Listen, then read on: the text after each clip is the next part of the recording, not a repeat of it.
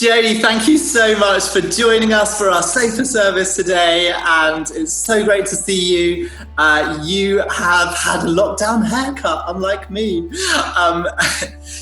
Jodie, whenever I think about this topic that we're looking at today in the Jesus lifestyle, about the Bible and how incredibly significant reading and meditating on God's word was to Jesus, for some reason I think about you, and I thought I'd love for people to hear from you. You kindly spoke at a women's breakfast at St Matthias way back before lockdown, and I know that was a really powerful morning because you were talking about how passionate you are that people of faith read the Bible and discover the joy of reading the Bible. So can I just ask you, why for you is reading the Bible so significant? Why are you so passionate about this?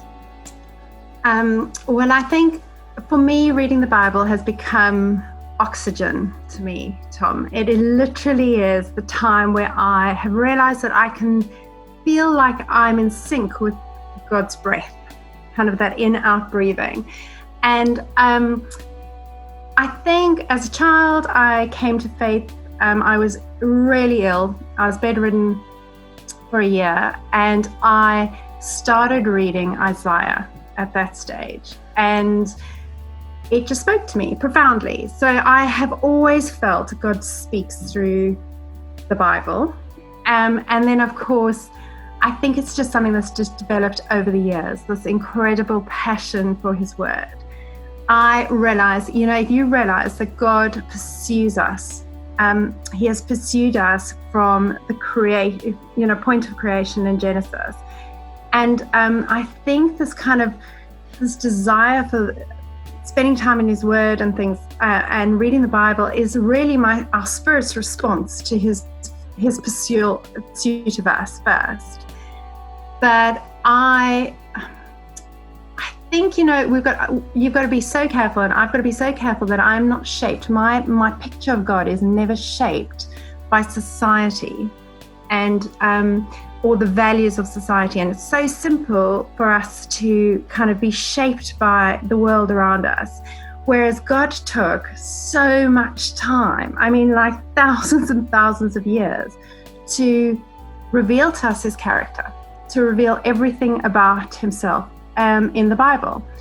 And kind of immersing yourself in that, you start to have a real kind of realization of who he is. He reveals things to you. It's a bit like a treasure hunt. The things that you won't understand. I remember I was so excited about 2 years ago. There was something that, in the Old Testament, something happens and you just think that's weird, or, why did God behave like that, or something like that. And you're like, that was unjust, or, the Lord didn't behave well in that situation. And for years, and I'm not joking, for 40 years, I've been asking God, explain this to me, like this demand of explain this to me. And then one day, just as I was kind of doing Bible study, the complete revelation of exactly what it was. And he was not being unjust. He is, that the incredible thing is he's entirely consistent from Genesis to Revelation. He's completely consistent. But you only realize that when you immerse yourself in that. So many people say, oh, the God in the New Testament is different from the Old Testament. He is not different from the Old Testament. He is beautifully consistent, and he pursues each person relentlessly. And actually, there's just so much in that. Even we live in a culture where nothing is, there's no value in waiting. Everything is immediate. Whereas actually when you read the Bible, you see this amazing God who reveals things in time. And there is this waiting. There are seasons of waiting.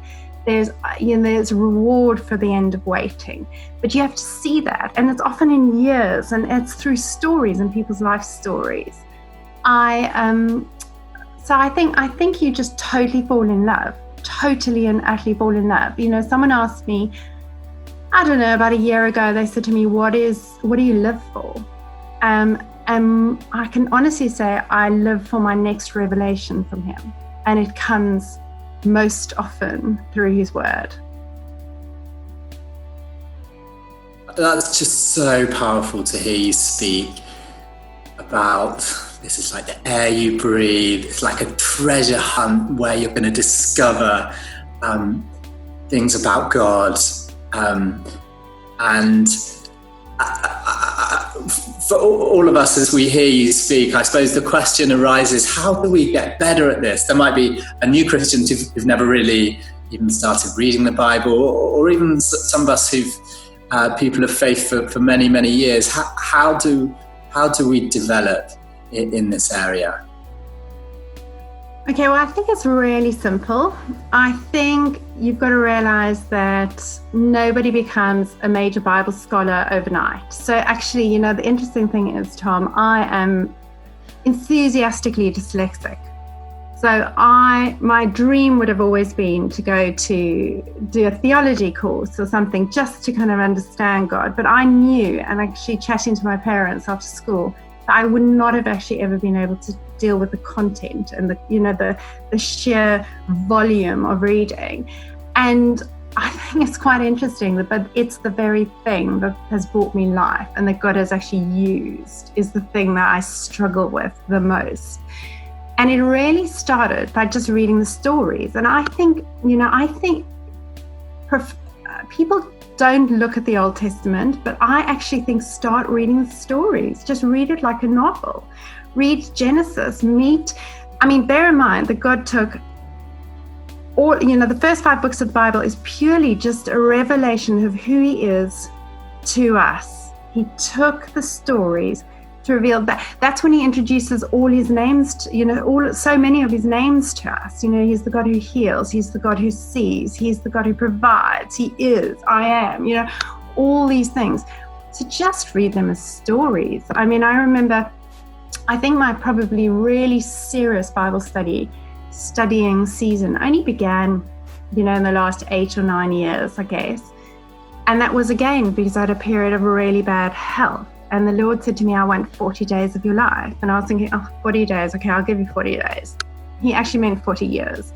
But anyway, I started just reading the story of Abraham again, and just started seeing this God who kind of spoke profoundly, called his people, did amazing things through him, revealed himself, started teaching us life. You see people behave badly in the Old Testament and God's response to it, and we muck up, and it's kind of God's response to how we do it. So I would just start reading stories, start reading the Old Testament stories.